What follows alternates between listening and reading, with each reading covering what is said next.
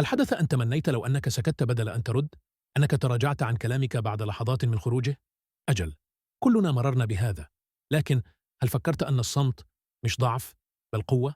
خالد شاب مثلنا تماما، يحب التحدث، يكره الإهانة، ويظن أن الدفاع عن النفس يعني الكلام والرد الفوري. لكن في يوم من الأيام تغير شيء بداخله. زميله يقول له بسخرية: واضح إنك مش فاهم المشروع، خلي غيرك يتكلم. الجميع ينظرون لخالد، وهنا المفاجأة: خالد لا يرد، بس يبتسم ويكتب ملاحظات. زميله يتوتر ويحاول شرح نفسه. الصمت أربكه، الصمت كان الرد الأقوى. الصمت مش بس عدم الكلام، الصمت ذكاء.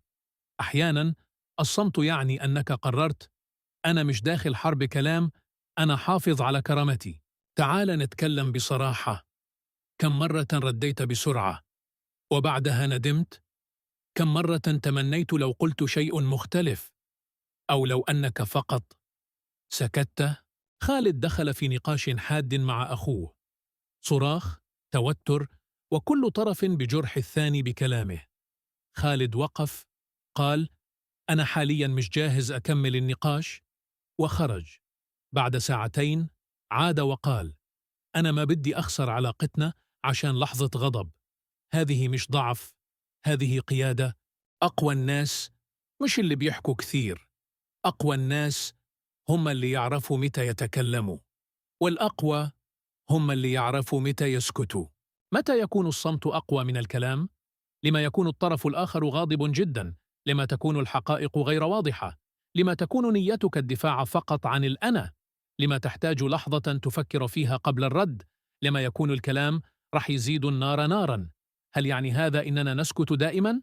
أبدا، الصمت مش دائم، لكنه قرار، قرار مدروس. وخالد اليوم صار مصدر إلهام في عمله، في بيته، وحتى بين أصدقائه، مش لأنه أكثر الناس كلاما، بل لأنه أذكاهم في الصمت. هل أنت مستعد تتعلم فن الصمت؟ اكتب في التعليقات أقوى موقف استخدمت فيه الصمت، أو تمنيت لو استخدمته. ولا تنسى الاشتراك في قناة بوابة النجاح، لأننا معك خطوة بخطوة نحو حياة أذكى بالكلمات أو بدونها.